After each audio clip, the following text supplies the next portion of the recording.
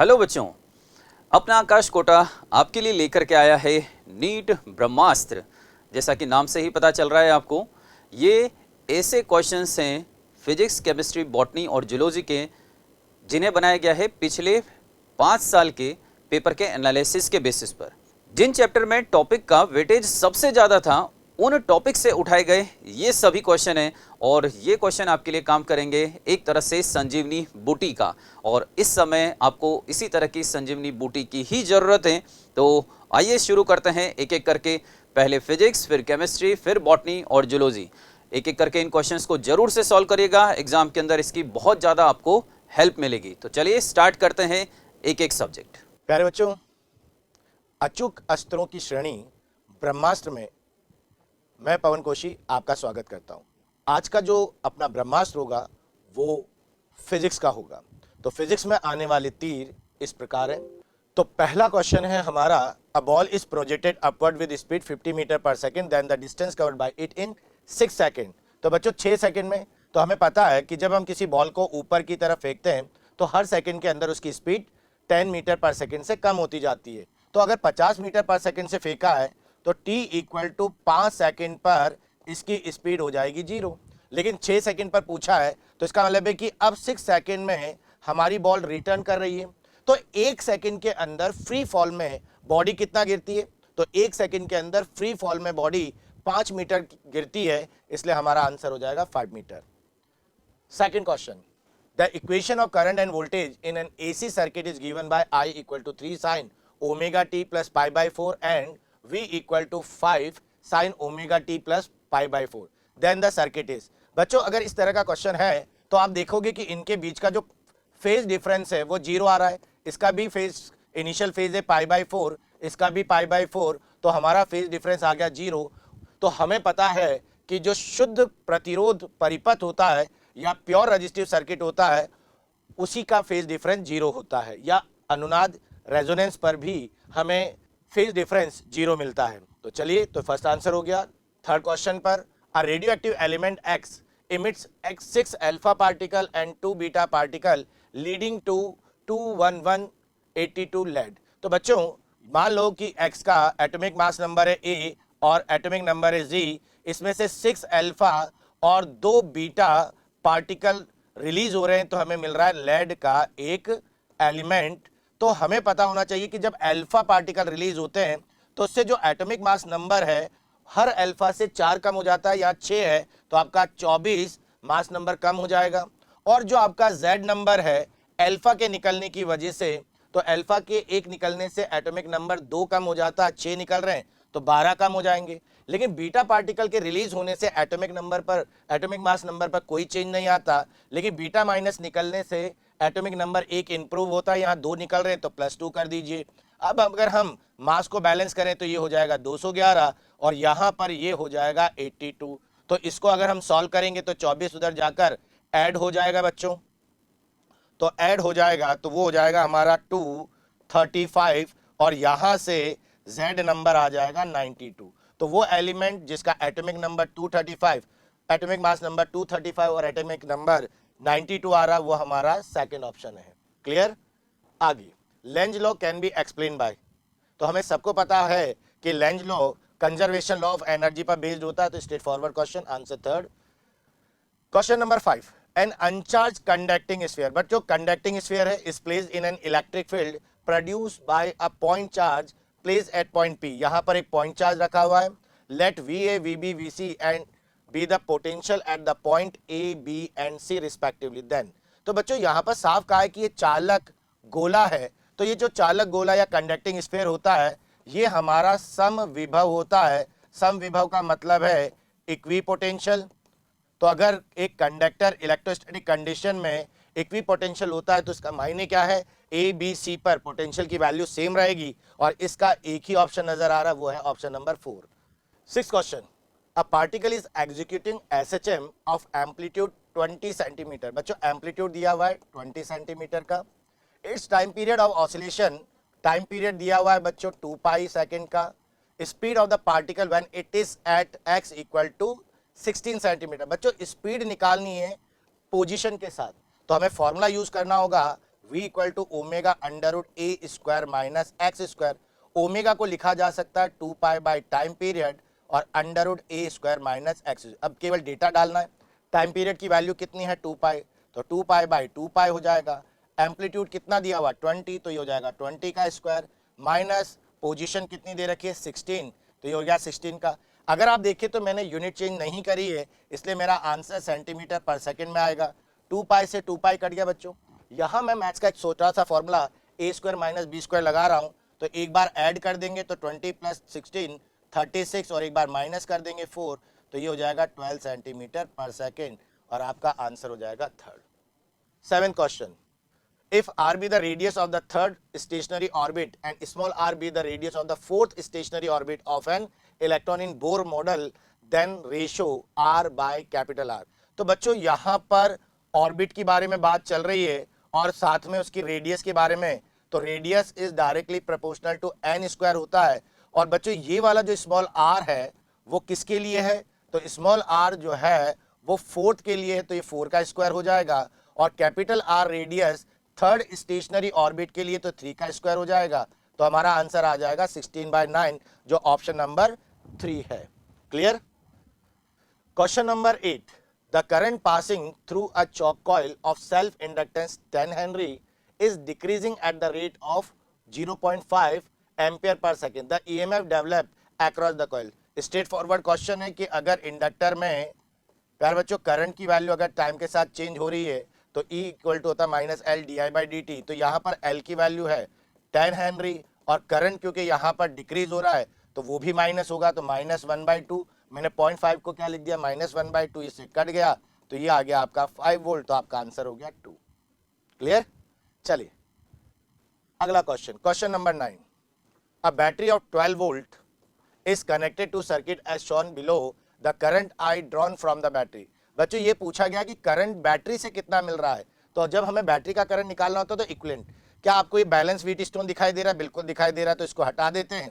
तो 6 और 6 ये दोनों किस में आ जाएंगे, सीरीज में आ जाएंगे। तो सीरीज में आ गए तो ये हो गया 12 ओम, और इसी तरह से 3 और 3 भी सीरीज में आ गए तो ये हो गया प्यारे बच्चों 6 ओम। अब ये दोनों का जो पैरेलल कॉम्बिनेशन है वो जुड़ा हुआ है एक 2 ओम के रेजिस्टेंस से, और फिर उसके बाद ये है 12 वोल्ट की बैटरी। ये मेरा नया सर्किट बन गया। अब 12 और 6 दोनों कौन से कॉम्बिनेशन में, पैरेलल में। तो हमें पता होना चाहिए कि जब पैरेलल में 2 रेजिस्टेंस होते हैं तो उनका इक्विवेलेंट हम बड़ी तेजी से निकाल सकते हैं उनके प्रोडक्ट और सम को करके। तो मैंने यहाँ पर ट्रिक इस्तेमाल की है। 6 से प्यारे बच्चों ये कितनी बार कट रहा है 3, 3 से कट रहा है 4, तो ये हो गया 4। तो इन दोनों का इक्विवेलेंट कितना आ गया है 4 ओम आ गया है, और इस 4 ओम के साथ ये 2 ओम सीरीज में जुड़ा हुआ है, तो बस करंट आ गया। करंट होता है बैटरी का वोल्टेज जो 12 वोल्ट है, ये 4 और ये 2 मिलकर हो गए 6, ये कट कर हो गया 2 एम्पियर। तो इसका आंसर आ जाएगा आंसर नंबर 1, है ना। अच्छा क्वेश्चन। तो प्यारे बच्चों 10 question, 2 coaxial coils are very close to each other and the mutual inductance between them is 10 millihenry. If a current I equal to 25 sin 500 t ampere is passed in one of the coil, then peak value of the induced EMF in the secondary coil। बच्चों secondary coil के अंदर EMF पूछ रहा है, right. तो क्या formula होता है, E equal to minus M D I P by D T. तो यहाँ पर बच्चों म्यूचुअल इंडक्शन यानी अनोन्य प्रेरण जो है वो कितना दिया हुआ है 10 मिली हेनरी दिया है, तो मिली की जगह क्या लिखेंगे 10 टू द पावर -3। और अब यहाँ पर dp बाई dt, तो हमें इस इक्वेशन का डिफरेंशिएट करना होगा। तो डिफरेंशिएट करेंगे तो कितना आएगा 25। साइन का डिफरेंशिएशन प्यारे बच्चे हो जाता है कॉस, ये हो जाएगा 500t, और फिर एंगल का भी डिफरेंशिएट करेंगे तो वो आ जाएगा 500। अब देखो एक जीरो और ये 2 जीरो मिलकर 10 टू द पावर -3 को कैंसिल आउट कर देंगे, तो क्या बचेगा -25 कॉस 500t इंटू 5 भी बचेगा बच्चों। लेकिन यहाँ क्वेश्चन में पूछा गया है कि पीक वैल्यू बताइए, तो अगर हमें शिखर मान निकालना या पीक वैल्यू निकालनी है तो उसके लिए कॉस की वैल्यू कितनी लेनी पड़ती है 1। तो 1 लेंगे तो हमारा मैग्नीट्यूड कितना आ जाएगा, वो आ जाएगा 25 इंटू 5, और ये हो जाएगा आपका 125 वोल्ट। तो 125 वोल्ट आपका आंसर नंबर 3 हो जाता है। 11th नंबर का क्वेश्चन बच्चों, the displacement of 2 particle of same mass. ध्यान रखिए कुछ बातें लाइन करते जाइए सेम मास है। Executing simple harmonic motion simple harmonic motion हो रहा है। एक की इक्वेशन ये दी गई है y1 equal to 8 sine 10t plus pi by 6 और दूसरे की दी गई है y2 equal to 10 cos pi omega t. The value of omega for which total energy of both particle is same. Omega के किस मान के लिए दोनों कणों की कुल ऊर्जा समान होगी। तो बच्चों पहले पार्टिकल की कुल ऊर्जा और दूसरे पार्टिकल की कुल ऊर्जा बराबर। तो कुल ऊर्जा का सूत्र क्या होता है, वो होता है हाफ एम ओमेगा स्क्वायर ए स्क्वायर। ये पहले पार्टिकल के लिए हो गया, ये दूसरे पार्टिकल के लिए हो गया, सही है ना। मास क्योंकि दोनों का सेम है तो m/2 कैंसिल आउट करते हैं। पहली इक्वेशन के अंदर ओमेगा 1 की वैल्यू है 10, तो ये हो गया 10 का स्क्वायर। पहली इक्वेशन का एम्पलीट्यूड है 8, वो हो गया 8 का स्क्वायर। सेकेंड स्क्वायर इक्वेशन में हमारे पास ओमेगा की वैल्यू ओमेगा ही दे रखी है, ओमेगा स्क्वायर, और उसका एम्पलीट्यूड दिया हुआ है 10। तो प्यारे बच्चों 10 स्क्वायर से 10 स्क्वायर इधर साइड में कट गया, तो ओमेगा की वैल्यू क्या आ गई 8 रेडियन पर सेकेंड। आंसर हो गया third. Question number 12. In an experiment, the percentage error occurred in the measurement of physical quantity A, B, C and D are 2%, 1%, 3% and 2% respectively. Then the maximum percentage error. बच्चों क्या निकालना है, maximum formula ये दिया हुआ है। तो हमें पता है कि जब फॉर्मूला दिया जाता है तो percent error in Z equal to जो पावर होती है वो एरर से मल्टीप्लाई हो जाती है, तो क्या लिखोगे twice percent in A plus half percent in B plus half. बच्चों यहाँ पर सी की पावर माइनस है, लेकिन जब हम मैक्सिमम एरर निकालते हैं तो प्लस ही लेना होता है, percent in C plus D पर पावर 1/4 है तो 1/4 परसेंट इन डी। तो ये फॉर्मूला बन गया, वैल्यू रख देते हैं। ए के अंदर परसेंटेज एरर दिया हुआ है 2%, बी के अंदर परसेंटेज एरर है 1%, सी के अंदर परसेंटेज एरर है 3% और डी में परसेंटेज एरर दिया हुआ बच्चों 2%। अब अगर हम इसको सॉल्व करते हैं तो ये 2 से 4 हो जाएगा, यहाँ पर 0.5 आ जाएगा, यहाँ से 1.5 आ जाएगा और यहाँ पर भी 0.5 आ जाएगा। अगर इसको ऐड अप करेंगे तो 6.5% हमारा एरर आ जाएगा। तो आपका आंसर हो जाएगा फोर्थ। क्लियर। Question number 13। बच्चों ये एक सर्किट दिया गया है और पूछा गया है ए और बी के बीच में इक्विवेलेंट रेजिस्टेंस क्या होगा। तो देखो ये हमारे पास कंडक्टिंग वायर है, तो कंडक्टिंग वायर एक इक्विपोटेंशियल होता है, तो यहाँ पर पोटेंशियल बी है तो ये भी बी होगा, ये भी बी होना चाहिए तो ये भी बी होगा। अब ये जो यहाँ एक जंक्शन बन रहा है, इसको जंक्शन को मैं एक्स ले लेता हूँ, तो आपका ये वाला रेजिस्टेंस, ये रेजिस्टेंस और ये रेजिस्टेंस, ये तीनों रेजिस्टेंस किसके बीच में जुड़े हुए हैं, एक्स और बी के बीच में जुड़े बच्चों। तो आपको पता है कि अगर दो रेजिस्टेंस या दो से ज़्यादा रेजिस्टेंस के एक एंड बी पर और दूसरा एक्स पर है तो पैरेलल होंगी। तो ये तीनों पैरेलल में हैं, तो हम इसका सर्किट ऐसे बना सकते हैं ए एक्स और बी। बच्चों ये वाला रेजिस्टेंस एक्स और बी के बीच में जुड़ा हुआ है तो आप ऐसे बना सकते हो, ये वाला भी एक्स बी के बीच में जुड़ा हुआ है ऐसे बना सकते हो, ये वाला भी एक्स बी के बीच में जुड़ा है तो ऐसे, और एक रेजिस्टेंस इसके बीच में। तो ये मैंने आपको एक नया सर्किट दे दिया। अब ये सारे रेजिस्टेंस इक्वल है और ये तीनों रेजिस्टेंस पैरेलल है, तो इसका इक्विवेलेंट कितना हो जाएगा R/3, और ये रेजिस्टेंस R है, ये R हो गया। अब ये दोनों सीरीज में आ गए तो सीरीज में इक्विवेलेंट हो जाएगा R प्लस R/3, तो आपका आंसर हो जाएगा 4R/3। तो हमारा आंसर नंबर 4। Next question.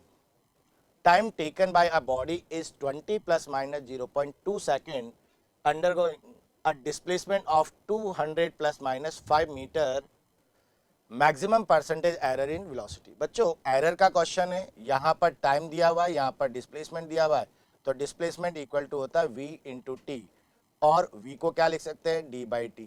तो ये तो डिवीजन का रूल लग गया, तो डिवीजन का रूल लग गया तो percent in v equal to क्या हो जाएगा बच्चों, वो हो जाएगा percent in d plus percent in t। क्योंकि एरर है तो एरर के अंदर हम पावर को माइनस नहीं लेते, पॉजिटिव ही लेते हैं। अब डिस्प्लेसमेंट में एरर निकालना है तो उसका एरर है 5 और उसकी ट्रू वैल्यू है बच्चों 200 मल्टीप्लाई बाय 100, क्योंकि परसेंटेज निकालना है। टाइम के अंदर जो एरर है वो 0.2 है, divided by 20 multiply by 100, percentage चाहिए। यहाँ से बच्चों ये दोनों जीरो कट गए तो ये तो हो गया 2.5 प्लस 20 से ये 5 टाइम्स कट गया तो ये आ गया 1, तो ये आपका आंसर हो गया 3.5%, और 3.5% हमारा ऑप्शन नंबर 1 है। Question number 15। A light ray deviates by 30 degree when it gets refracted from vacuum to medium at an incident angle 90 degree. बच्चों लाइट कहाँ से जा रही है? वैक्यूम से मीडियम में जा रही है और उसका इंसिडेंट एंगल 90 डिग्री दिया हुआ है। तो यहां पर ये वैक्यूम है और वैक्यूम के बाद ये मीडियम में जा रही है और लाइट बच्चों ग्रेस कर रही है क्योंकि उसका इंसिडेंट एंगल क्वेश्चन में 90 डिग्री दिया हुआ है और कह रहा है ये लाइट डेविएट हो रही है।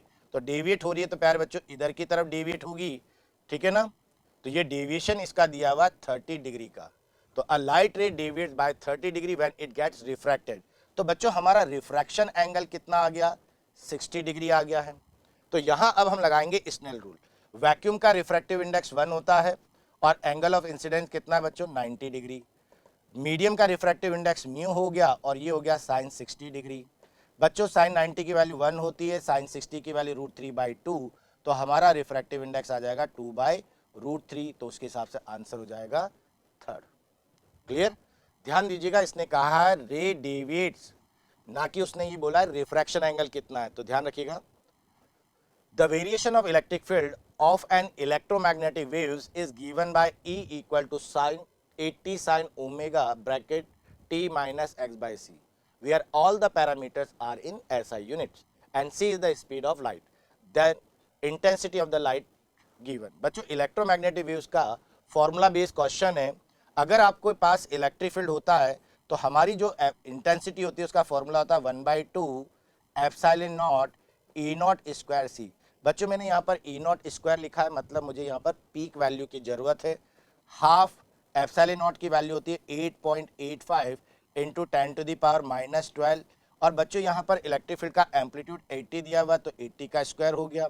स्पीड ऑफ लाइट है 3 इंटू 10⁸।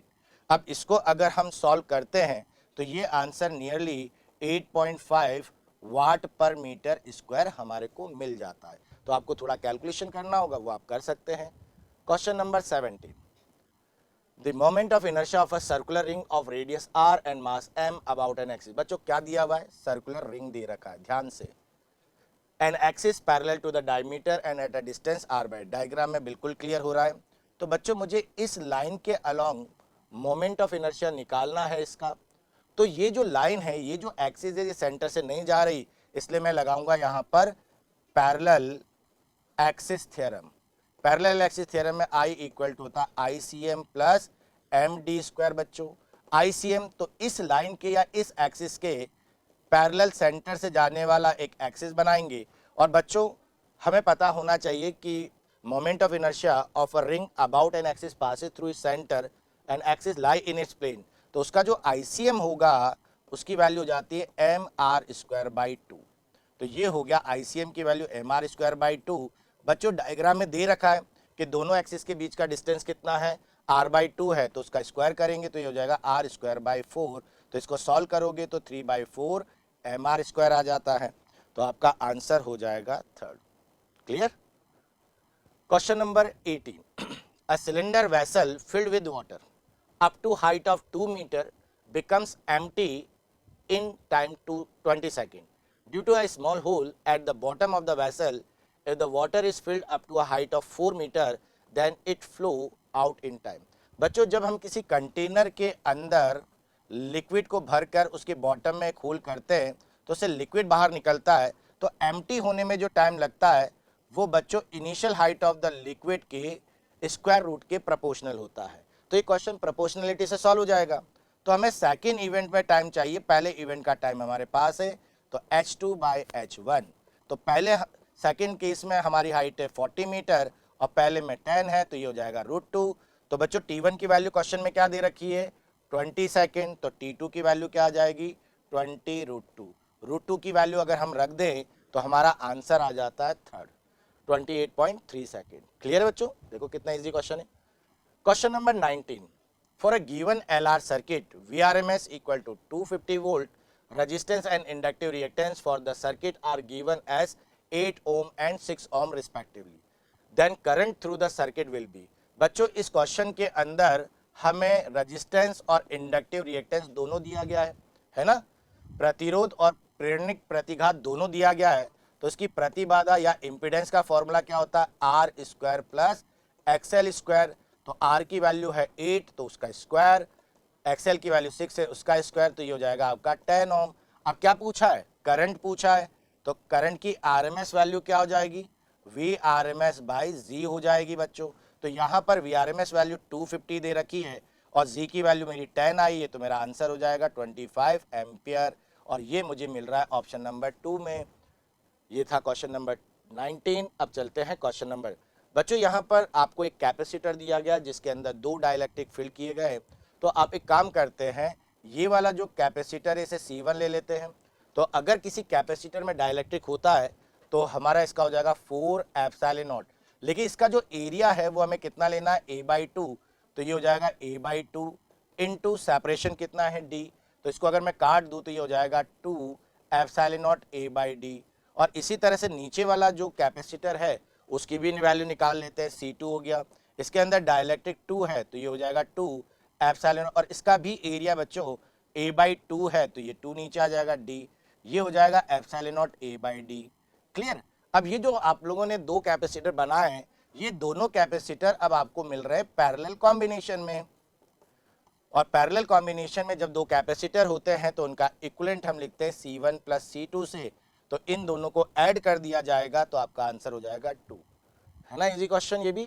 चलिए अगला question, a paper disc of radius capital R from which a hole of radius small r is cut is floating on liquid of surface tension T. What will be the force on the disc due to surface tension?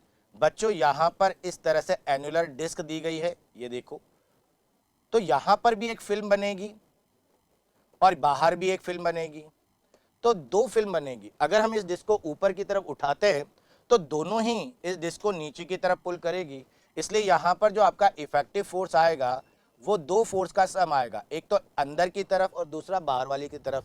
तो अंदर वाली पर जो force लगता है वो लगता है लेंथ यानी सरकमफेरेंस इनटू सरफेस टेंशन, और बाहर वाली की लेंथ कितनी हो जाएगी बच्चों, 2 पाई आर इंटू सरफेस टेंशन। दोनों के अंदर 2 पाई कॉमन है तो r प्लस स्मॉल r हो जाएगा इंटू टी। तो ये हो गया हमारा आंसर, तो ये आ गया आपका थर्ड आंसर, है ना। इजी क्वेश्चन ये भी। चलिए आगे बढ़ते हैं। 22, the minimum kinetic energy which should be given to an object of mass m place on earth surface so that it escape is.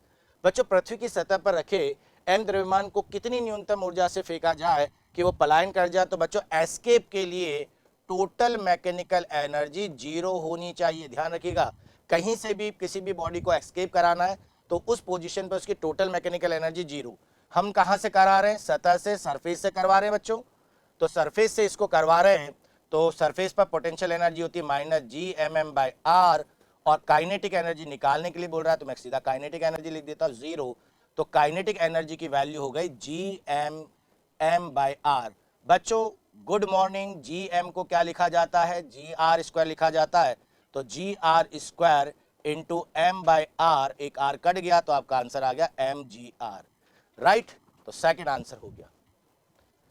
Question number 23, air is filled in a motor tube at 27 degree Celsius temperature and 2 atmospheric process. If the tube suddenly bursts, then final temperature of the air will be. और कहा गया कि air को आप diatomic मानेंगे।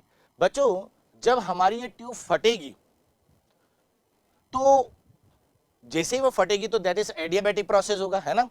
लेकिन फटने के बाद क्या होगा, हमारी जो एयर है, टायर के अंदर जो एयर थी वो अब एटमॉस्फेरिक प्रेशर में आ जाएगी। इसलिए हमारे को इस क्वेश्चन के अंदर इनिशियल प्रेशर पता है और फाइनल प्रेशर पता है कि वो 1 एटमॉस्फेरिक हो जाएगा भाई, क्योंकि स्पेस में आ जाएगी। तो हमें टेम्परेचर के साथ इसकी वैल्यू चाहिए, तो अब हमें एडियाबैटिक की वो इक्वेशन लेनी है जहां P और T दोनों रिलेट होते हैं। तो इक्वेशन होती है P⁻1 minus gamma T gamma equal to constant, है ना। तो इसको याद रखेंगे। तो इसे 2 स्टेट में रख रहे हैं। पहले हमारे पास प्रेशर था 2, तो ये हो गया 2 हो गया बच्चों। कौन सी गैस है, डायटोमिक मानकर चल रहे हैं। डायटोमिक गैस के लिए गामा की वैल्यू क्या होती है, 7/5। तो 1 माइनस 7/5 क्या हो जाएगा, -2/5 हो जाएगा प्यारे बच्चों। टेम्परेचर पहले कितना था 27, तो हमें इसे केल्विन में रखना है, तो ये हो जाएगा 300 और इसकी पावर हो जाएगी 7/5। अब फाइनली हमारा प्रेशर हो जाएगा 1 एटमॉस्फेयर और उसकी पावर भी -2/5 हो जाएगी। और अब पूछ रहा है फाइनल टेम्परेचर बताइए, वो 7/5। बच्चों इस क्वेश्चन में देखो जितने भी डेटा दिए हुए हैं उन सब की पावर में रेसिप्रोकल में 5 आ रहा है, तो इसको काट दीजिए, कट गया। तो इधर आ गया 2 की पावर -2, इधर हो गया 300 की पावर 7, 1 की पावर कुछ भी 1 होगा, और ये टी पावर। अगर टी पर हमें 7 पावर को हटाना है तो 7 पावर का रूट ले लेते हैं, तो बच्चों हमारे पास रिजल्ट आ जाएगा 2 की पावर -2/7 इंटू 300, और ये टी आ जाएगा। अब देखिए इसे मैं 1/2 टी की इस पावर 2/7 लिख सकता हूँ, ये 300 है और ये टी हो गया। अब इस क्वेश्चन में 1/2 की पावर 2/7 दिया हुआ है, तो फिर हम इसकी वैल्यू पुट कर देते हैं और 300 से मल्टीप्लाई कर देते हैं। प्यारे बच्चों 2 जीरो से डेसिमल कट जाएगा तो 624 आपका, तो 246 इसका केल्विन में आंसर आ जाएगा। ठीक है, थोड़ा कैलकुलेटिव है लेकिन फॉर्मूला बेस्ड क्वेश्चन है। Question number 24, if the momentum of an electron is change by p, then de Broglie wavelength associated with it change by. बच्चों कितना चेंज आ रहा है? मात्र 0.5% का चेंज आ रहा है। तो हमने पता किया लैम्डा इक्वल टू कितना होता है, h/p। जब किसी फॉर्मूले में कोई क्वांटिटी का परसेंटेज चेंज बहुत छोटा होता है तो हम एरर वाला कॉन्सेप्ट लगा सकते हैं। तो ये हो जाएगा डेल्टा लैम्डा बाय लैम्डा, मतलब रिलेटिव एरर या relative change in lambda equal to हो जाएगा minus relative change in momentum. Right बच्चों, अब मान लो जैसे यहाँ पर कितना परसेंटेज दिया हुआ है 0.5%, तो ये हो जाएगा 0.5/100 है ना। अगर मैं मोमेंटम को बढ़ाऊंगा तो वेवलेंथ कम होगी, इसलिए यहाँ पर अगर मैं ये कह रहा हूँ कि डी ब्रॉगली वेवलेंथ बढ़ रही है तो ऑब्वियस बात है कि मोमेंटम क्या होगा, डिक्रीज हुआ होगा, इसलिए ये प्लस हो जाएगा। कितना चेंज दिया बच्चों, p, और ये p हमारा इनिशियल वैल्यू होती है। लो जी, पॉइंट हटा, जीरो लगा, 5 से ये 2 बार तो 200 हो गया, तो p इनिशियल की वैल्यू क्या आ गई, 200p। तो ये आपका आंसर कहाँ है, ऑप्शन नंबर 1 में। Question 25, a person is moving on a horizontal road with speed 3 meter per second. He throws a ball in upward direction with the speed 4 meter per second.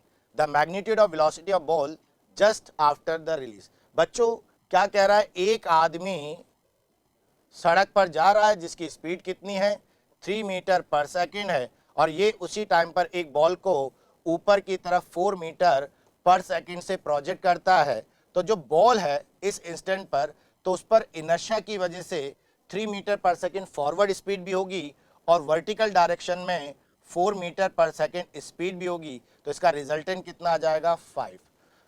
तो ये रहे मेरी तरफ से आपके 25 क्वेश्चन। उम्मीद है क्वेश्चन आपको इजी भी लगे होंगे। बच्चों आजकल नीट में इसी तरह के क्वेश्चन हम पिछले ट्रेंड में देख रहे हैं, तो नीट ब्रह्मास्त्र में हमें लगता है कि शॉर्ट आपको इस टाइप के क्वेश्चन या इनमें से कोई क्वेश्चन एग्जाम में मिल सकते हैं। सो मूविंग फॉरवर्ड बच्चों, नेक्स्ट अगर हम बात करते हैं तो हमारा है क्वेश्चन 26। क्वेश्चन 26 पर अगर थोड़ा सा गौर फरमाते हैं तो ये हमसे कह रहा है कि भाई आपको दो वेलोसिटी के ग्राफ दिए गए हैं, एक है एक्स वेलोसिटी टाइम के साथ और एक है वाई वेलोसिटी टाइम के साथ, और आपसे पूछा गया है कि जो पाथ होगा पार्टिकल का, जिस पाथ पर वो चल रहा है, उसका शेप कैसा होगा। तो अब इन दोनों ग्राफ को देख के हम क्या इन्फॉर्मेशन निकाल सकते हैं। सबसे पहले ग्राफ को देख के हम ये इन्फॉर्मेशन निकाल सकते हैं कि जो एक्स वेलोसिटी है वो टाइम के साथ कांस्टेंट है, नियत है, जबकि जो वाई वेलोसिटी है वाई डायरेक्शन में वो टाइम के साथ लीनियरली डिक्रीज कर रही है। इस ग्राफ का स्लोप कांस्टेंट है और नेगेटिव है, तो वेलोसिटी टाइम ग्राफ का स्लोप हमें क्या बताता है, वो हमें एक्सेलरेशन बताता है। तो हमें बोल सकते हैं कि ये डिक्रीज हो रहा है और इसका एक्सेलरेशन जो वाई डायरेक्शन में वो एक नेगेटिव और कांस्टेंट है। अगर इतनी सी बात पे हम गौर फरमा ले तो हमारे दिमाग में तुरंत एक एग्जांपल आना चाहिए जो है प्रोजेक्टाइल। प्रोजेक्टाइल में सेम यही चीज होती है, उसमें एक्स डायरेक्शन की वेलोसिटी हमेशा कांस्टेंट रहती है और वाई डायरेक्शन में वेलोसिटी लीनियरली डिक्रीज होती रहती है, एंड वहां पर एक्सेलरेशन कांस्टेंट होता है -g। तो प्रोजेक्टाइल का शेप कैसा होता है, उसके पाथ का शेप कैसा होता है, वो होता है पैराबोला। तो इसका आंसर भी क्या हो जाएगा, पैराबोला। ठीक है, देन अगला सवाल। ये सवाल बड़ा स्टैंडर्ड क्वेश्चन है जो बनता है अपना प्रॉपर्टीज ऑफ सॉलिड से, और एक ही फॉर्मूला बहुत फेमस है वहां पर, उसके ऊपर बेस सवाल आता है। सवाल पे पहले थोड़ा सा पढ़ लेते हैं। सवाल हमसे ये कह रहा है कि एक स्टील रॉड है 2 मीटर की, डेटा हाईलाइट करते जाएं, जिसका cross section area 0.3 centimetre square दिया हुआ है। तो सेंटीमीटर स्क्वायर पर हम थोड़ा सा कॉन्सेंट्रेट करेंगे, और हमने इसको एक सपोर्ट से टांग दिया, ठीक है, और इस रॉड के साथ हमने एक 50 kg की मशीन हमारे लिए बेसिकली बस एक मास है, वो हमने मास इससे सस्पेंड कर दिया। तो हमसे पूछा है कि इसमें रिजल्टिंग एलोंगेशन कितना होगा अगर इसका यंग्स मॉडुलस जो है वो 2 × 10⁻11 है। तो हमें क्या क्या दिया हुआ है, हमें एल दिया हुआ है, हमें एरिया दिया हुआ है, हमें यंग्स मॉडुलस दिया हुआ है, हमें फोर्स के बारे में इंफॉर्मेशन दी हुई है, और हमसे क्या पूछा है, डेल्टा एल पूछा है। तो अगर हम बात करेंगे तो हम फॉर्मूला जानते हैं क्या होता है, डेल्टा एल को अपन क्या लिख सकते हैं, FL/AY। अब हमें सब चीज़ें दी हुई है, हमने यंग मॉडुलस के फॉर्मूले से इसको कन्वर्ट करके लिख लिया और अब हम सारी वैल्यूज इसमें डाल के आंसर निकाल सकते हैं। फोर्स कितना लगेगा इस पर इस वेट की वजह से, mg। तो mg कितना हो जाएगा बच्चों, 550 g। जी की वैल्यू 10 डाल दी। लेंथ हमें दे रखा है 2 metre upon area of cross section है 0.3। अब ये जैसे मैंने हाईलाइट किया था सेंटीमीटर स्क्वायर में है, तो इसको मैं बदलूंगा मीटर स्क्वायर में 10⁻⁻⁴ से मल्टीप्लाई करके, और साथ में आएगा यंग्स मॉडुलस जो है 2 × 10⁻11। अब रही बात अब आगे कैलकुलेशन की, तो 2 से 2 कैंसिल हम कर देंगे, तो कितना बचेगा। अब अगर हम पावर थोड़ा सा इकट्ठा कर लें तो 10⁻11 और -4 10⁻7 ऊपर जाके हो जाएगा 10⁻7। तो इसको अपन ऐसे लिख सकते हैं, देखो 5.5, 2 0 यहाँ से आएंगे और 1 0 यहाँ से आएगा, 3 × 10⁻3, और नीचे से आएगा -4 + 11 7, 7 ऊपर आके होगा -7 अपॉन 0.3। अब इसको अगर हम देखें ऑप्शंस में, तो ऑप्शंस में देखो सारे ऑप्शन से मिलीमीटर में है, तो हम इस डिजिट पे कॉन्सेंट्रेट करते हैं 55/3। बेसिकली क्या बनेगा 55/3, थोड़ा सा मैं आपको तरीका बता रहा हूँ कैसे आप देख सकते हैं। 55/3 जो आएगा, अगर ये 54/3 होता तो ये 18 के अराउंड आता, तो answer should be close to 18 या 1.8 मिलीमीटर। थोड़ा सा फास्ट कैलकुलेशन अपन ऐसे कर सकते हैं क्योंकि हमें देख लिया कि पावर्स तो सब में क्या है, मिलीमीटर्स के टर्म्स में ही है, बट नंबर सबका डिफरेंट है, तो बस हम अपना वैल्यू कैलकुलेट कर लें और उसी से आंसर निकल जाएगा। समझ गए। देन अगला सवाल है, barrier potential of a PN junction depends on. जो पीएन जंक्शन होता है उसका जो रोधी का विभव होता है वो किस पर निर्भर करता है। तो यहाँ पर अपने को ऑप्शन दिए गए हैं कि भाई वो टेम्परेचर पर डिपेंड करता है, या अमाउंट ऑफ डोपिंग पर डिपेंड करता है, टाइप्स ऑफ सेमीकंडक्टिंग मटेरियल इस पर डिपेंड करता है, सब पे करता है। तो इसका आंसर आप सब जानते हैं कि इसका आंसर आएगा सब पे निर्भर करता है, सब पर डिपेंड करता है। टेम्परेचर अगर अपन बदलते हैं तो उसके अंदर जो माइनॉरिटी चार्ज कैरियर्स होते हैं उनका नंबर कम ज्यादा हो सकता है। अगर हम अमाउंट ऑफ डोपिंग बदलते हैं तो मेजॉरिटी चार्ज कैरियर्स जो है उसका नंबर कम ज्यादा हो सकता है।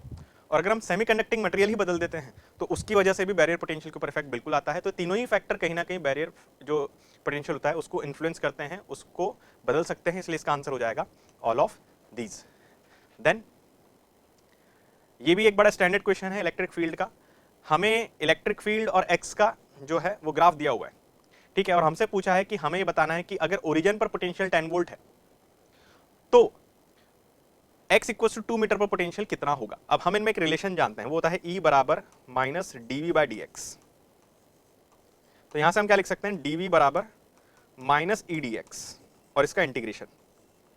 अब इंटीग्रेशन अगर हम करेंगे तो ये तो आएगा चेंज इन पोटेंशियल, मतलब final potential minus initial potential. Initial potential हमें 0 नहीं लेना क्योंकि उसने बोला x = 0 पर पोटेंशियल कितना है 10 है, तो उसको हम ले लेंगे 10 बराबर माइनस। अब देखो E/dx जो है वो इस ग्राफ का एरिया है। इस ग्राफ का आप अगर एरिया निकालोगे तो आपको इतना एरिया निकालना पड़ेगा, कहां तक का, x = 2 तक का।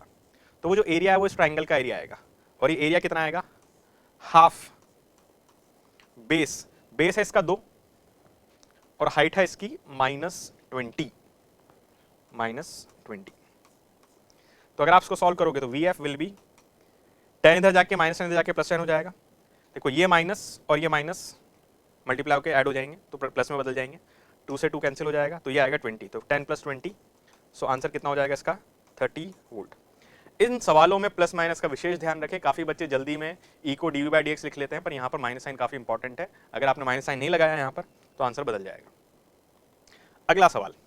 अगला सवाल हमसे ये कह रहा है कि भाई एक आइडियल गैस इक्वेशन आपके लिए, एक आइडियल गैस के लिए एक रिलेशन दिया हुआ है, वो रिलेशन है PV⁴ इज कांस्टेंट।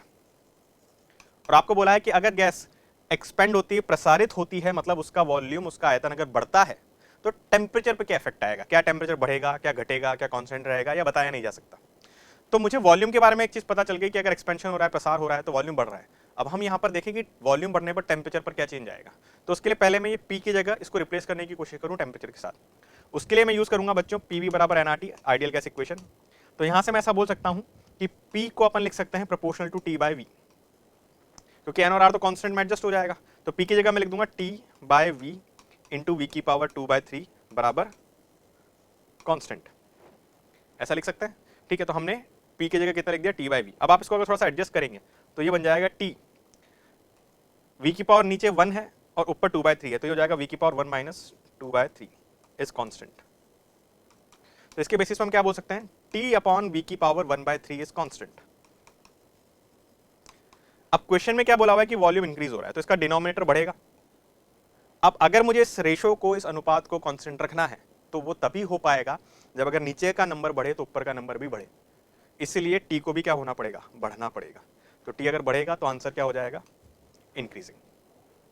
देन अगला एक और आसान सवाल, हमें एक YDAC एक्सपेरिमेंट के लिए सवाल दिया गया है। बोला है कि भाई अगर 7th मैक्सिमा λ1 वेवलेंथ पर जब बनता है, लाइट की हमने क्या वेवलेंथ दी है, λ1, तो उसका जो डिस्टेंस है सेंटर से वो कितना है, d1। और अगर यही सी एक्सपेरिमेंट को मैं लाइट बदल दूं और λ2 की वेवलेंथ अगर लेता हूं, तब 7th मैक्सिमा जो बनता है वो कितने डिस्टेंस पर बनता है, सेंटर से d2 पे। वापस मैं रिपीट कर रहा हूं, सवाल में बस इतना बोला गया है कि λ1 वेवलेंथ के लिए 7th मैक्सिमा सेंट्रल पॉइंट से d1 डिस्टेंस पर है और λ2 के लिए वही 7th मैक्सिमा सेंट्रल पॉइंट से d2 डिस्टेंस पर है, और हमसे पूछा है d1/d2 बताओ। तो हम जानते हैं d1 जो हो जाएगा वो जाएगा 7 लैम्डा d/d, बल्कि लिखें d1, और d2 जो हो जाएगा वो जाएगा 7 लैम्डा 2 d/d। देखो d और d तो चेंज हुए नहीं है, ये तो वैसे के वैसे ही है। अब अगर आपसे रेशो लेने को पूछा है तो हम रेशो ले लें, क्योंकि हमने लाइट की बस वेवलेंथ बदली है, सेटअप बाकी सारा वही है। तो यहाँ से अगर आप देखोगे तो 7d ये सब कैंसिल हो जाएंगे, बचेगा क्या, λ1/λ2। तो जो रेशो आ जाएगा बच्चों कितना आ जाएगा, λ1/λ2। Again a very easy question, formula based question. So next question है बच्चों अपना question number 32। Question number 32 photoelectric effect का सवाल है। सवाल हमसे बोल रहा है कि choose the effect which can be explained by the particle nature of light. इनमें से किस इफेक्ट को पार्टिकल नेचर से एक्सप्लेन किया जा सकता है। The emission of electron from the metal surface. ये एक बड़ा आपने पढ़ा होगा इसके बारे में कि अगर लाइट का वेव नेचर होता तो लाइट की वेवलेंथ चाहे कुछ भी होती या फ्रीक्वेंसी कुछ भी होती, कभी ना कभी वो इलेक्ट्रॉन को बाहर निकाल देती मेटल से, अगर जब उसको मेटल सरफेस पे इंसिडेंट करवाया जाता। बट प्रैक्टिकली ये पाया गया कि एक पर्टिकुलर वेवलेंथ, एक पर्टिकुलर फ्रीक्वेंसी से कम फ्रीक्वेंसी अगर हम लाइट लेते हैं तो फिर उस केस में आप कितना ही अमाउंट ऑफ लाइट वहाँ पर एक्सपोज करें मेटल सरफेस के ऊपर, बट अगर उसका फ्रीक्वेंसी एक सर्टेन फ्रीक्वेंसी से कम है तो वहाँ पर कभी भी फोटो इलेक्ट्रिक इफेक्ट देखने को नहीं मिला, ना ही कभी इलेक्ट्रॉन मेटल सरफेस के बाहर आएगा। ये सीधा सीधा इंडिकेशन इस बात का है कि लाइट जो एनर्जी देती है वो कंटिन्यूस फॉर्म में नहीं देती है, बल्कि एक पार्टिकल फॉर्म में देती है, एंड इलेक्ट्रॉन को वो एनर्जी एक बार में ही मिलती है, और अगर उसने वो पूरी एनर्जी एब्जॉर्ब करी और एनर्जी सफिशिएंट हुई बाहर निकालने के लिए वर्क फंक्शन को एक्सीड करके, तो बाहर आ जाता है। दैट मीन्स ये सही है, ये पार्टिकल नेचर की वजह से ही इलेक्ट्रॉन एमिशन को एक्सप्लेन कर पाते हैं। मैक्सिमम, सेकंड ऑप्शन है maximum kinetic energy of photon is independent of intensity of light. इसमें भी बात यही है कि अगर लाइट का वेव नेचर होता तो फिर पार्टिकल्स जो इलेक्ट्रॉन्स बाहर निकल रहे हैं उनका kinetic energy, maximum kinetic energy सबका सेम नहीं होता। सबका मैक्सिमम काइनेटिक एनर्जी सेम इसलिए हो रहा है क्योंकि सबको इक्वल अमाउंट ऑफ एनर्जी मिलती है, जिसमें से एक पर्टिकुलर अमाउंट वर्क फंक्शन में खर्च हो जाता है एंड रिमेनिंग अमाउंट जो है वो एज अ काइनेटिक एनर्जी उनके अंदर बचता है। और ये इसी वजह से हो पा रहा है क्योंकि लाइट वहां पर पैकेट्स के फॉर्म में एनर्जी प्रोवाइड कर रही है जो फोटोन्स होते हैं, which is again a particle nature indication. Then third बोल रहा है कि photo electrons are emitted only when light of wavelength smaller than threshold wavelength strikes the metal surface. कहने का मतलब एक पर्टिकुलर वेवलेंथ से कम वेवलेंथ हो तभी हमें वहां पर फोटो इलेक्ट्रिक इफेक्ट देखने को मिला था, अगर उससे ज्यादा वेवलेंथ हमने ले ली तो इफेक्ट नहीं मिलेगा। ये आप फर्स्ट ऑप्शन से रिलेट कर सकते हैं, जैसा मैंने समझाया था कि अगर light continuous form of energy देती, बेसिकली अगर उसका वेव नेचर होता तो वहां पर कभी ना कभी इलेक्ट्रॉन को इतनी एनर्जी सफिशिएंटली मिल जाती कि वो मेटल सरफेस से बाहर आ जाता वर्क फंक्शन को एक्सीड करके, पर ऐसा होता नहीं है। भले ही उसमें टाइम ज्यादा लगता अगर वेव नेचर होता, कभी ना कभी पर उतनी एनर्जी एब्जॉर्ब कर पाता। इसको आप इस तरह से समझे कि एक बाल्टी है जिसमें जो खाली स्पेस है वो बेसिकली वर्क फंक्शन है। अब आप नल को धीरे खोलें या तेज खोलें, कभी ना कभी वो बाल्टी पूरी भर जाएगी और पानी बाहर आएगा, तो एनर्जी हमेशा अपन ऐसा बोल सकते हैं कि किसी पॉइंट ऑफ टाइम पर एनर्जी इतनी ज्यादा एब्जॉर्ब हो जाएगी कि इलेक्ट्रॉन वर्क फंक्शन को एक्सीड कर लेता एनर्जी में और बाहर निकल जाता। पर ऐसा होता नहीं है, एक सर्टेन लिमिट होती है वेवलेंथ पर, उससे अगर ज्यादा वेवलेंथ आपने ले ली तो भले ही आप लाइट का कितना ही अमाउंट एक्सपोज करवाएं, बट इलेक्ट्रॉन कभी भी बाहर नहीं आता। इसलिए ये भी पार्टिकल नेचर का ही इंडिकेशन होता है। तो सारे ऑप्शन एकदम सही है, तो आंसर हो जाएगा all of these. Moving on, अगला सवाल एक डायोड के ऊपर बड़ा स्टैंडर्ड क्वेश्चन है। इसने बोला है कि diode is connected to an external resistance of 100 ohm and an EMF of 3.7 volt. The potential barrier developed across the junction of diode is 0.7 volt. कहने का मतलब इसके ऊपर फॉरवर्ड बायस में जो पोटेंशियल ड्रॉप होगा वो होगा 0.7 वोल्ट। तो हमें बताना है सर्किट में करंट कितना होगा। अब टोटल 3.7 वोल्ट था, उसमें से 0.7 वोल्ट इस पे ड्रॉप हुआ तो 3 वोल्ट ही बचा। कितना, 3 वोल्ट, वो किस पर ड्रॉप होगा, इस रेजिस्टेंस पे। अब हमसे करंट पूछा है तो करंट का फॉर्मूला हम जानते हैं, potential drop upon resistance. Potential drop हुआ है 3 वोल्ट का और रेजिस्टेंस है 100 ओम, तो ये अपना आ गया 0.03 एम्पियर। कौन सा ऑप्शन, फोर्थ ऑप्शन। अगेन बड़ा आसान सवाल है। 34 में हमने इन्होंने बताया है कि भाई 4 एम्पियर का करंट फ्लो कर रहा है, एक 2 वोल्ट का सेल है और एक एक्सटर्नल बैटरी और है, ठीक है, और इंटरनल रेजिस्टेंस सेल का कितना है 2 ओम। हमें बताना है कि terminal potential difference across cell कितना होगा। तो पहले तो अगर हम गौर फरमाएं तो ये इस 2 वोल्ट के सेल के लिए चार्जिंग कंडीशन है। चार्जिंग कंडीशन क्यों है, क्योंकि इसके पॉजिटिव टर्मिनल में करंट बाहर जाने की जगह अंदर आ रहा है। उस केस में जो टर्मिनल पोटेंशियल का फॉर्मूला होता है थोड़ा सा बदल जाता है और कितना हो जाता है, V बराबर E प्लस IR। डिस्चार्जिंग के केस में होता है E minus I R, charging के केस में होता है ई प्लस आई आर। ई का वैल्यू है 2 प्लस करंट हमें दिया हुआ है सवाल में 4 एम्पियर और इंटरनल रेजिस्टेंस कितना है 2, तो कितना हो गया 2 + 8 10 वोल्ट। तो इसका आंसर क्या हो जाएगा 10 वोल्ट। देन हमें ये बताया है कि भाई एक पार्टिकल है जो यूनिफॉर्म सर्कुलर मोशन परफॉर्म कर रहा है, ठीक है। किस सेंस में, इसका ओमेगा सेंस में दिया हुआ, मतलब ये एक तरह से एंटी क्लॉकवाइज मूव कर रहा है और इसका रेडियस हमें 2 मीटर दिया हुआ है और एंगुलर स्पीड ओमेगा में दिया हुआ है 4 पाई रेडियन पर सेकेंड। तो हमें बताना है कि इसका वेलोसिटी वेक्टर जब ये 30 डिग्री पे होगा तो किस तरफ होगा। वेलोसिटी होती है टेंजेंशियल, तो इस पॉइंट पर जो वेलोसिटी है, इस पॉइंट पर जो वेलोसिटी है वो इस डायरेक्शन में होगी। अब देखो इस सवाल को ना सॉल्व करने, इसके कुछ क्वेश्चंस आप कुछ ऑप्शंस अगर आप एलिमिनेट करना चाहो तो कैसे कर सकते हो। हमें पता है वेलोसिटी इस डायरेक्शन में है, सारे ऑप्शंस आप देखो आई कैप जे कैप के टर्म्स में, तो आप अगर वेलोसिटी के कंपोनेंट करोगे तो एक कंपोनेंट आएगा +y में, दूसरा कंपोनेंट आएगा -x में। तो वेलोसिटी माइनस आई कैप और जे कैप दो डायरेक्शंस में होनी चाहिए। ये ऑप्शन हो सकता है, ये ऑप्शन गलत हो गया क्यों, क्योंकि इसमें दोनों ही आई कैप और जे कैप दिए हुए हैं। इसमें आई कैप और माइनस जे कैप दिया हुआ है, जबकि मैंने बोला मुझे एक्स वेलोसिटी तो माइनस आई कैप में और वाई कंपोनेंट प्लस जे कैप में मिलना चाहिए, ये भी गलत हो गया। इसमें अगर आप देखोगे दोनों नेगेटिव देखें, ये भी गलत हो गया। एक ही ऑप्शन बचा पहला ऑप्शन जिसमें आई कैप माइनस में है और जे कैप प्लस में है, ठीक है। तो यही इसका आंसर हो जाएगा। बाकी अगर सॉल्व करना ही चाहते हैं तो सॉल्व आप कर सकते हैं। पहले तो आप v = ओमेगा r लगाएं और v का मैग्नीट्यूड निकालें। तो v ओमेगा तो हमें दिया हुआ है 4 पाई और रेडियस दे रखी है 2, तो मैग्नीट्यूड इसका वैल्यू कितना हो गया 8 पाई मीटर पर सेकेंड। इसके बाद हम यहाँ पर कॉम्पोनेंट करेंगे इसके, ये एंगल 30 डिग्री है तो ये एंगल भी 30 डिग्री आएगा, अगर ये 30 है तो ये 60 डिग्री आएगा। फिर इस v के इधर कॉम्पोनेंट करेंगे, इधर आएगा v cos 60 और इधर कॉम्पोनेंट आएगा v sin 60। तो इसको फिर हम v की वैल्यू डाल देंगे कितनी 8 पाई, सॉल्व करेंगे तो आपको वही ऑप्शन मिल जाएगा। और ध्यान रखना ही हमें ये माइनस आई कैप में ही, तो माइनस आई कैप इसके साथ लगा दें और ये प्लस जे कैप में तो प्लस जे कैप इसके साथ लगा दें। बट अगेन इस तरह के क्वेश्चंस मैंने बहुत बार देखे हैं, आपको पूरा सॉल्व करने की जरूरत नहीं है, just focus on the direction I cap and J cap and आपका सवाल बहुत ईजिली हो जाएगा। अगला सवाल केपलर लॉ के ऊपर बेस्ड सवाल है। ये कह रहा है कि satellite of mass m is moving in an elliptical orbit around earth and the time period is t। Revolution का जो एक राउंड का टाइम पीरियड है वो कितना है t है। If the area of elliptical orbit is a, उस पूरे एलिप्टिकल ऑर्बिट का जो एरिया है वो a है, तो एंगुलर मोमेंटम हमें बताना है।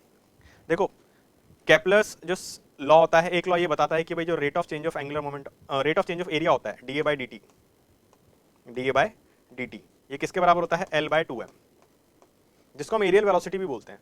एरियल वेलोसिटी को मैं ये भी लिख सकता हूँ कि area covered upon time taken. तो हमें सवाल में दिया हुआ है कि वो एरिया a है और पूरा टाइम जो लगता है वो t लगता है, तो एरियल स्पीड कितनी होगी a/t बराबर L/2m।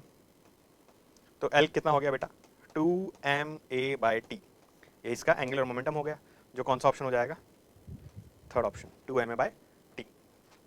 देन मूविंग ऑन, अगला सवाल जो नीट में शॉर्ट आना चाहिए which is a logic gate question. वो क्वेश्चन हमसे ये कह रहा है कि भाई हमें एक लॉजिक गेट का कॉम्बिनेशन दिया हुआ है और हमसे पूछा है कि ट्रुथ टेबल बनाओ। तो आप थोड़ा ध्यान से देखें, ये ए है तो इस पाथ पे जो जाएगा वो ए ही जाएगा, जबकि एक ब्रांच इसकी यहाँ ऐसे निकल गई, तो यहाँ से जो जाएगा ये भी ए से ही आ रहा है। पर ये जो गेट है ये नॉर गेट है, ठीक है, और के आगे नॉट लगा रखा है, नॉर गेट है। तो अगर यहाँ से ए आएगा तो यहाँ पर भी ए और ए जाता, पर ए प्लस ए भी ए होता, पर उसका हमें बार लेना है क्योंकि यहाँ नॉर गेट है, तो ये हो जाएगा ए बार। तो इधर से इनपुट जा रहा है ए बार, ऊपर ए सबसे नीचे ए बार। अब बात कर लेते हैं बी की। बी से सीधा अगर हम जाएंगे तो हमें नैंड गेट मिला हुआ है, यहाँ पर दोनों इनपुट बी बी होते तो आउटपुट भी बी होता, पर क्योंकि नैंड गेट है नॉट है तो बी का नॉट हो जाएगा बी बार। इसी तरह से यहाँ से अगर हम जाएंगे तो ये तो बी ही जा रहा है। तो कुल मिला के अब ये जो एंड गेट है इसके ऊपर ए, ऊपर इनपुट ए है नीचे बी बार है, और ये वाला जो एंड गेट है इसमें बी और ए बार है। एंड गेट में अपन आउटपुट के लिए मल्टीप्लाई करते हैं, तो यहाँ जो बाहर निकलेगा वो आ जाएगा ए बी बार और यहाँ पर आ जाएगा ए बार बी, और यह है और गेट, तो y जो हो जाएगा वो हो जाएगा A B bar plus A bar B. अब इसको फटाफट आप ऐसे चेक कर सकते हो, जैसे आप वैल्यू डाल दो ए और बी की 0 0 ले लो। अगर ए और बी को मैं 0 0 ले लेता हूँ तो ए और बी को अपन ने लिया 0 एंड 0, तो इक्वेशन क्या बनेगी 0 और बी का बार इंटू 1 प्लस फिर ए का बार हो जाएगा 1 और बी का 0, 0 इंटू 1 प्लस 1 इंटू 0 0 ही आएगा। तो 0 0 का आउटपुट 0 मिलना चाहिए, ये ऑप्शन गलत हो गया, ये ऑप्शन गलत हो गया। अब देखो इनमें क्या चेक करना है, आप ये 0 1 चेक मत करो क्योंकि दोनों में सेम है, 1 0 1 भी दोनों में सेम है, इसको भी चेक मत करो। चेक क्या करो 1 1, क्योंकि 1 1 इसमें 1 आ रहा है और 1 1 इसमें क्या आ रहा है 0 आ रहा है, तो आप 1 1 पुट करें। वापस से इसमें 1 1 पुट करेंगे तो ए की जगह 1 और बी 1 है, बी 1 है तो उसका बार कितना हो जाएगा 0, तो 1 इंटू 0 प्लस ए 1 है तो उसका बार हो जाएगा 0 और बी है 1, 1 इंटू 0 प्लस 0 इंटू 1 ये भी 0 ही आएगा। तो इसलिए आंसर कौन सा आपका हो जाएगा थर्ड ऑप्शन, ठीक है। 1 1 का क्या दिया हुआ है 0। तो इस तरह से फटाफट चेक करके भाग सकते हैं आगे। क्वेश्चन 38 ये कह रहा है कि एक एक्साइटेड हाइड्रोजन एटम में एक फोटोन रिलीज होता है जिसकी वेवलेंथ है लैम्डा, जब वो इलेक्ट्रॉन डी एक्साइट होकर वापस कहाँ आता है, अपने ग्राउंड स्टेट में आता है। अब हमें बताना है कि जो एक्साइटेड स्टेट है उसका क्वांटम नंबर कितना है। तो ये बड़ा स्टैंडर्ड वाला सवाल, स्टैंडर्ड क्वेश्चन है।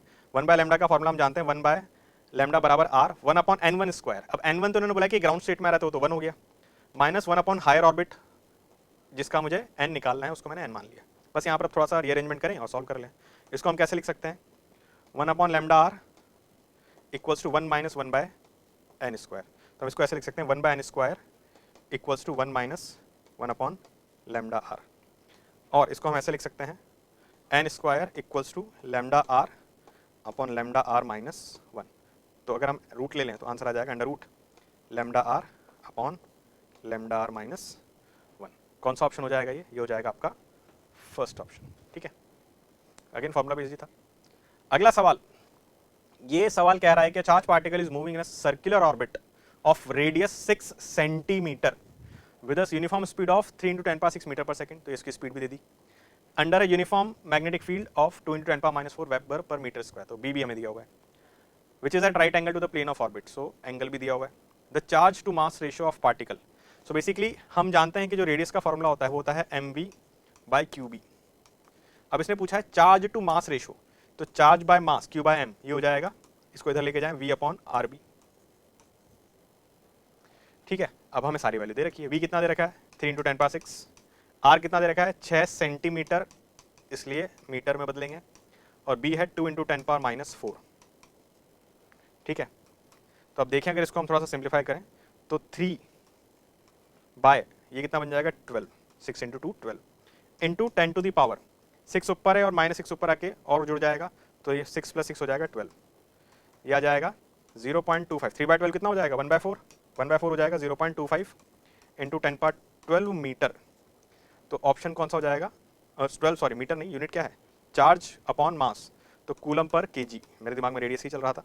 तो ये हो जाएगा 2.5 इंटू 10⁻11 कूलम पर केजी। कौन सा ऑप्शन हो जाएगा, सेकंड ऑप्शन। ठीक है, 40 जो क्वेश्चन है वो अल्टरनेटिंग करंट का सवाल है। ये सवाल ऐसा कहना चाह रहा है कि भाई इसमें 2 वोल्ट मीटर लगा रखे हैं और V1 की रीडिंग है 30 volt, then reading of V2 will be, और यहाँ में इक्वेशन दे रखी है AC की 50√2 sin ωt। तो हम जानते हैं कि जो V² होता है उसका फॉर्मूला होता है VR² plus VL minus VC का स्क्वायर, और ये V होता है RMS। तो 50√2 का RMS कितना होगा 50, तो 50 का स्क्वायर बराबर VR जो है रेजिस्टेंस का क्रॉस पोटेंशियल ड्रॉप वो दे रखा है 30। अब ध्यान से अगर आप देखो तो जो V2 है वो L और C के साथ, दोनों के साथ मिलके लगा हुआ है, तो ये जो रीड करेगा ये VL माइनस VC रीड करेगा। तो बेसिकली हमसे जो पूछा है VL माइनस VC क्या हो गया, V2 ही तो हो गया, उसका स्क्वायर ये निकालना है हमें। इसको सॉल्व कर लें, 50 का स्क्वायर होगा 2500 माइनस 30 का स्क्वायर 900, इसका अंडर रूट ये आ जाएगा V2, तो अंडर रूट 1600 ये हो जाएगा V2। तो V2 कितना हो जाएगा 40 वोल्ट्स। तो आंसर क्या हो जाएगा 40 वोल्ट्स। नेक्स्ट, एक सर्किट दिया है, करंट इलेक्ट्रिसिटी का सवाल लग रहा है, और इसने बोला I1/I2 का रेशियो बताओ। तो I1 जो है वो इस 2 ओम के रेजिस्टेंस में जा रहा है और I2 जो है वो इस 30 ओम के रेजिस्टेंस में जा रहा है। अब देख के ऐसा लग रहा है कि सवाल पॉइंट पोटेंशियल फॉर्म से हो जाएगा। कैसे, मान लो इस पॉइंट का पोटेंशियल मैंने मान लिया 0 वोल्ट, तो इस पॉइंट पर यहाँ पर आने पर पोटेंशियल 5 वोल्ट बढ़ जाएगा, क्योंकि हम बैटरी के लो टर्मिनल से हाई पोटेंशियल के टर्मिनल में आ रहे हैं 5 वोल्ट। इस पर 5 है, यहाँ पर 5 और बढ़ेगा, तो इस पॉइंट का हो जाएगा 5 से आ गया है 10, तो इस पॉइंट का भी 10 वोल्ट और इस पॉइंट का भी 10 वोल्ट, इसी तरह से इस पॉइंट का भी 10 वोल्ट। इसका 10 है तो यहाँ और आगे गए, 10 में 5 और जोड़ देंगे तो कितना हो जाएगा 15 वोल्ट। चलो अब इधर बात करते हैं, 5 वोल्ट से हम इधर आए, अब हम बैटरी के हाई पोटेंशियल टर्मिनल से लो पोटेंशियल टर्मिनल में आ रहे हैं, तो 5 वोल्ट कम होना चाहिए था, 5 वोल्ट था, 5 वोल्ट कम होगा तो इस पॉइंट का कितना हो जाएगा 0 वोल्ट। इसका 0 है तो इस पॉइंट का कितना हो जाएगा 10 वोल्ट, क्योंकि वापस से सॉरी -10 वोल्ट, यस, क्योंकि हम हाई टर्मिनल से लो पोटेंशियल टर्मिनल की तरफ जा रहे हैं, तो 10 वोल्ट घटा दें, तो 0 में 10 घटा देंगे तो कितना हो जाएगा, इस पॉइंट का हो जाएगा -10। अब देखो 30 ओम के आपको दोनों एंड्स पर पोटेंशियल पता है, इसी तरह से 2 ओम के भी आपको दोनों एंड्स पर पोटेंशियल पता है, तो I1 की जो वैल्यू हो जाएगी वो कितनी हो जाएगी, potential difference which is 15 - 0 upon resistance 2, तो या तो आ गया 15/2 एम्पियर। इसी तरह से अगर हम बात कर लें I2 की, तो I2 के लिए 15 से -10 की तरफ जाएगा, high potential to low potential, तो पोटेंशियल चेंज कितना आया, high potential minus low potential, 15 - -10 upon इसका रेजिस्टेंस 30, कितना आ रहा है ये 25/30 मतलब 5/6। अब हमसे पूछा है रेशो बताओ, तो I1/I2 कितना हो जाएगा 15/2 इंटू 6, 5/6 का उल्टा 6/5, तो ये गया 3 बार और 2 से 6 भी गया 3 बार, तो 3 इंटू 3 कितना हो जाएगा 9, तो क्या रेशो आ जाएगा बेटा 9। ठीक है, तो सिंपल पॉइंट पोटेंशियल मेथड्स हमने इसको सॉल्व किया था।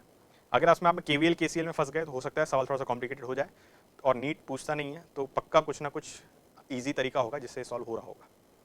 42 ये कह रहा है कि एक पार्टिकल है जो SHM परफॉर्म कर रहा है, उसका टाइम पीरियड दिया हुआ है 6 second. So particle undergoes SHM with a time period of 6 seconds. Shortest time taken by this particle to move from mean position to another position of half of its amplitude. क्या कहना चाह रहा है, ये इसका मीन पोजीशन है, माध्य बिंदु है, मान लो ये -a है और ये क्या है +a है, और बीच में कोई पॉइंट है a/2 का। तो यहां से यहां तक आने का शॉर्टेस्ट टाइम, तो जब डायरेक्ट 0 से a/2 पर आएगा वही टाइम सबसे मिनिमम होगा। तो हमें बताना है कि इसको कितना टाइम लगेगा। तो आप चाहें तो इसको इस तरह से सॉल्व कर सकते हैं कि आप इसकी इक्वेशन लिख लें x बराबर a sin ωt, और x की वैल्यू t = 0 पे, तो x कितना था 0 था, और मान लें कि किसी t टाइम पर x की वैल्यू हमें कितनी दे रखी a/2। तो अगर आप इसको सॉल्व करेंगे तो a/2 बराबर a sin ωt, फटाफट से, तो sin ωt हाफ आएगा ωt।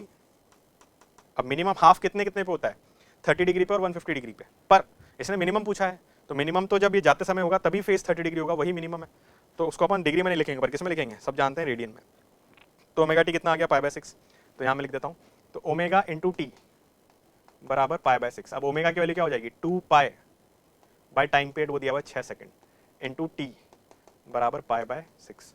6 से 6 काट दें, पाई से पाई काट दें, तो जो टाइम मिलेगा वो कितना मिलेगा 1/2 सेकंड्स। तो टाइम हमारा हो जाएगा 1/2 सेकंड्स। ठीक है।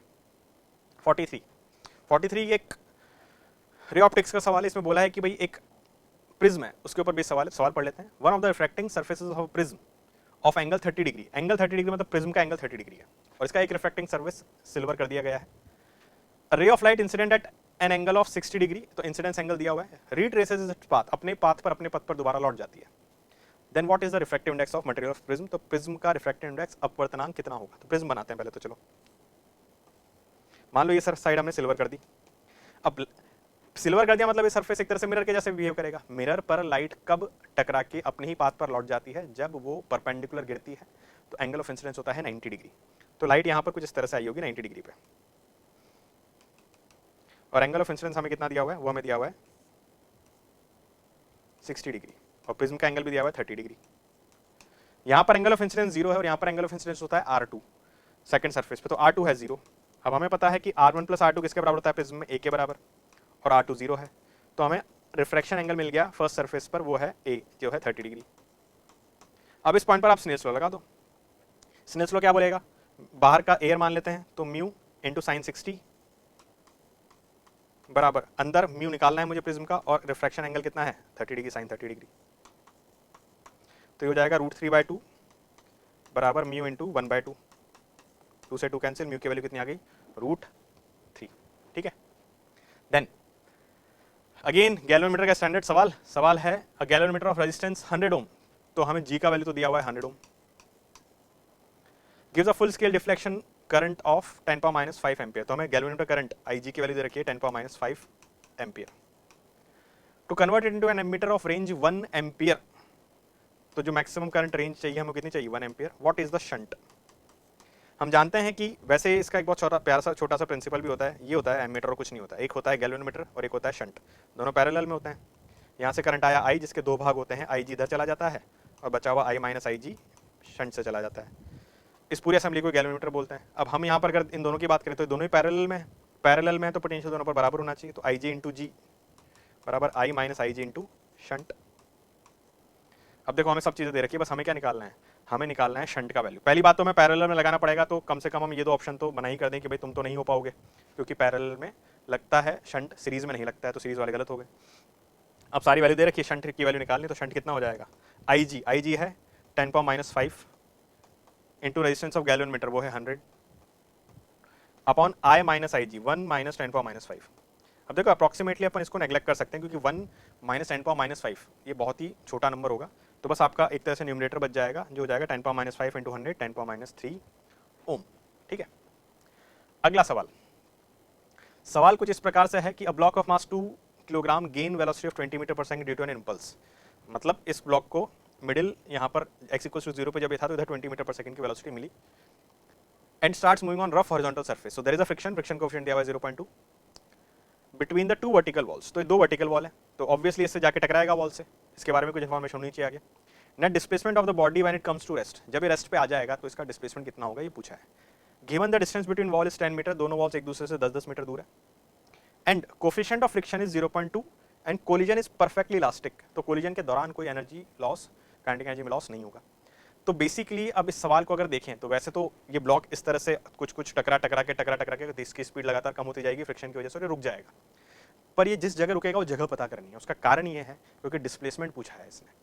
तो पहले हम ये देखेंगे कि कितना चलेगा, टोटल कितना चल जाएगा डिस्टेंस। उसके लिए बड़ा आसान है, आप इसमें वर्क एनर्जी थ्योरम लगा दो। यहाँ पर सिर्फ एक ही फोर्स है जो वर्क कर रही है, वो है फ्रिक्शन फोर्स। नॉर्मल का कोई वर्क आएगा नहीं, ग्रेविटी का कोई वर्क आएगा नहीं, क्योंकि दोनों डायरेक्शन ऑफ मोशन के परपेंडिकुलर है। दीवार जो फोर्स लगा रही है, फोर्स तो लगा रही है पर फोर्स के दौरान ब्लॉक का कोई डिस्प्लेसमेंट होता नहीं है। ठीक है, वो दीवार के साथ ही कांटेक्ट में था और जैसे कांटेक्ट छोड़ता है तो डिस्प्लेसमेंट चालू करता है, पर फिर दीवार फोर्स नहीं लगाती है, इसलिए उसका भी कोई वर्क नहीं है। एक ही फोर्स है जो वर्क कर रहा है, वो है friction. So work done by friction. मान लो इसने टोटल डिस्टेंस मूव किया d, तो फ्रिक्शन का वर्क डन हो जाएगा friction force into distance minus mu M G. Minus इसलिए लगाया है क्योंकि फ्रिक्शन हमेशा मोशन के ऑपोजिट पीछे लगेगा इस केस में, इसलिए ऐसा होगा। बराबर change in kinetic energy. Final kinetic energy हो गई 0 क्योंकि रुक चुका है और इनिशियल थी हाफ एम वी स्क्वायर। मास से मास उड़ा दें तो जो डिस्टेंस चलेगा ये टोटल वो आएगा बेटा कितना, माइनस से माइनस वी कैंसिल कर दें, वी स्क्वायर। तो वी स्क्वायर हो गया 20 into 20 upon 2 into mu G. Mu है 0.2 और जी है 10, तो 0.2 इंटू 10 वो भी 2 ही हो जाएगा। तो ये आ जाएगा 400 बाय 4 मतलब 100 मीटर। तो ब्लॉक टोटल कितना चलेगा 100 मीटर। अब इसके बाद थोड़ा सा मेंटल कैलकुलेशन अपन कर सकते हैं। ये 5 मीटर इधर जाएगा पहले, तो कितना बचा 95 मीटर। फिर दीवार से टकरा के वापस यहाँ जाएगा, यहाँ से यहाँ जाने में 10 मीटर और चलेगा, तो 95 बचा था, यहाँ जाएगा 85, फिर 10 लौट के आएगा 75, 65, 55, 45, 35, 25, 15 और 5 यहाँ पर आ चुका है। 5 मीटर और चलना है, 5 मीटर और चलेगा तो घूम फिर के वापस जहाँ था वहीं आ जाएगा। अगर उसी जगह आ गया तो हर बच्चा जानता है कि डिस्प्लेसमेंट कितना हो जाएगा, 0। Next combination of lens. दो कॉम्बिनेशन, एक कॉम्बिनेशन दिया है जिसमें दो लेंस हैं, μ1 μ2 के रिफ्रैक्टिव इंडेक्स है। अगर हम इनको थोड़ा सा अलग अलग बनाए तो हम इस तरह से बना सकते हैं। पहला लेंस ये है, दूसरा लेंस ये है। इसकी ये फोकल लेंथ हम जानते हैं क्योंकि प्लेन सरफेस तो इनफाइनाइट, इसकी भी इनफाइनाइट, और ये दोनों कॉमन कर्वेचर है। तो ये दिया हुआ है 30 सेंटीमीटर सवाल में। ठीक है, हमसे ये पूछा है कि if the refractive index of first surface is 1.5 and the second surface is 1.8, तो इस कॉम्बिनेशन का फोकल लेंथ कितना होगा। मान लो इसकी फोकल लेंथ है f1, इसकी फोकल लेंथ है f2, तो पहले 1/f1 निकालते हैं, तो आएगा mu minus 1/r1 which is infinite minus. अब साइन कन्वेंशन अगर आप देखोगे तो this side is negative, this side is positive, तो ये रेडियस ऑफ कर्वेचर पॉजिटिव आएगा, तो 1/30, तो यहाँ मिल जाएगा 0.5/-30। चलो काम आएगा अभी। 1/f2 निकाल लें। 1/f2 अगर निकालेंगे तो कितना आएगा, म्यू माइनस 1/r1, ये हो जाएगा इसके लिए r जो 30 है, और ये पॉजिटिव आएगा क्योंकि this side is positive, so 1/30 minus 1/∞, plus लो माइनस लो दिक्कत नहीं है क्योंकि 1/∞ 0 ही होना है। तो ये कितना आ जाएगा 0.8/30। अब हम जानते हैं कि f इक्विवेलेंट क्या होता है कॉम्बिनेशन ऑफ लेंस में, 1/f1 प्लस 1/f2, तो ये कितना हो जाएगा माइनस 0.5/30 प्लस 0.8/30, जो हो जाएगा 0.3/30। इसको हम और क्या लिख सकते हैं, f इक्विवेलेंट को फिर मैं लिख सकता हूँ 30/0.3, उल्टा कर दूंगा इसको क्योंकि ये तो 1/f था, तो कितना आ जाएगा ये 100 सेंटीमीटर, तो प्लस 100 सेंटीमीटर। इसमें भी साइन कन्वेंशन का विशेष ध्यान रखें, कोई गड़बड़ नहीं होनी चाहिए। देन 47 क्वेश्चन है v और x में रिलेशन का। The velocity of particle is expressed in terms of position as v equals to 2x⁻³ then acceleration is. ध्यान रखें जब भी v और x में रिलेशन आता है और एक्सेलरेशन की बात करता है, हमेशा हमें ये फॉर्मूला यूज करना है v dv/dx। तो पहले dv/dx निकालें। dv/dx अगर मैं फाइंड करूंगा तो कितना बनेगा, 2 तो कांस्टेंट है, x की पावर 3/2 का डिफरेंशियल होगा 3/2 x की पावर 3/2 माइनस 1, और इसको अब दोनों तरफ किससे मल्टीप्लाई कर दें, v से, क्योंकि हमें तो v dv/dx निकालना था ना। देखो क्या बनेगा, 2 से 2 तो कैंसिल हो जाएगा, 3 x की पावर 3/2 -1 मतलब हाफ, तो root X into V, V खुद कितना है 2 इंटू एक्स की पावर 3/2, 3 इंटू 2 तो हो गया 6, और देखो x की पावर हाफ प्लस x की पावर हाफ और x की पावर 3/2 मल्टीप्लाई होंगे तो ऐड हो जाएगी पावर 1/2 प्लस 3/2 वो जाएगा 2, तो 6x स्क्वायर। कौन सा option? Second option. Then so next is question number 48। Question number 48 अगर हम देखें तो in the given circuit the current across 8 volt battery is which is connected between point A and C. तो A और सी के बीच में जो 8 वोल्ट बैटरी है इससे कितना करंट जाएगा? अभी हमने एक सवाल किया था पॉइंट पोटेंशियल मेथड से, ये भी उसी की लाइन पर हो सकता है। कैसे? इस पॉइंट का पोटेंशियल आप मान लो 0 वोल्ट है, तो यहाँ पर जाके कितना हो जाएगा 8 वोल्ट होगा। क्यों? क्योंकि 0 से हम हाई पोटेंशियल की तरफ निकलेंगे तो 8 बढ़ जाएगा। इसका 8 है, फिर इस बैटरी से निकलेंगे तो 4 और बढ़ जाएगा, तो कितना हो जाएगा इसका 12 वोल्ट। तो इस पॉइंट का पोटेंशियल हो गया 12 वोल्ट। ठीक है, अब इस पॉइंट का पोटेंशियल है 12 वोल्ट, इस पॉइंट का पोटेंशियल है 0, इन दोनों के बीच में जो रेजिस्टेंस है सीरीज में 3 और 3 कितने हैं 6। तो अगर मैं बात करता हूँ इन दोनों पॉइंट्स के बीच की, तो मान लो इधर से करंट आ रहा है I1, तो इस I1 की जो वैल्यू होगी बेटा वो कितनी होगी 3 + 3 6 है, और पोटेंशियल ड्रॉप कितना है 12 - 0, यहाँ से 12 था यहाँ 0 है, अपॉन 3 + 3 6, तो 2 एम्पियर। तो इधर से जो करंट आ रहा है वो 2 एम्पियर आ रहा है। अब इधर की बात कर लेते हैं, इस पॉइंट का पोटेंशियल है 8 वोल्ट, इस पॉइंट का कितना होगा? अगर ये 8 है 6 कम करूंगा तो कितना बचेगा 2 वोल्ट बचेगा। क्यों? क्योंकि 6 रिड्यूस कर देंगे। रिड्यूस क्यों कर देंगे? क्योंकि हम लो टर्मिनल पोटेंशियल से आए हैं, हाई पोटेंशियल से लो पोटेंशियल जाने पर पोटेंशियल घट जाता है, तो 8 में 6 घट जाएगा तो 2 बचेगा। इस पॉइंट का 2 है, इस पॉइंट का 0 है, ये दोनों वापस से सीरीज में है 1 और 1 2।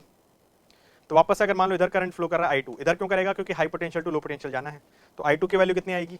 अगेन 2/1 + 1, या पोटेंशियल डिफरेंस हो गया 2 - 0 अपॉन 1 + 1, ये आएगा 1 एम्पियर।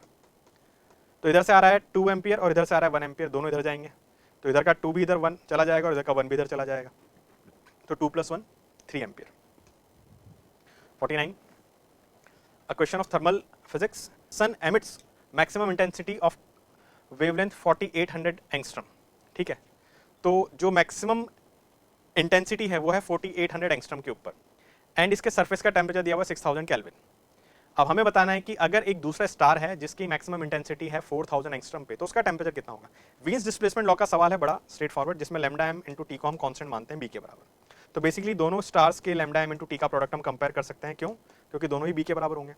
सन के लिए दिया हुआ लैम्डा है 4800 एंगस्ट्रम, टेम्परेचर दिया हुआ है 6000 केल्विन।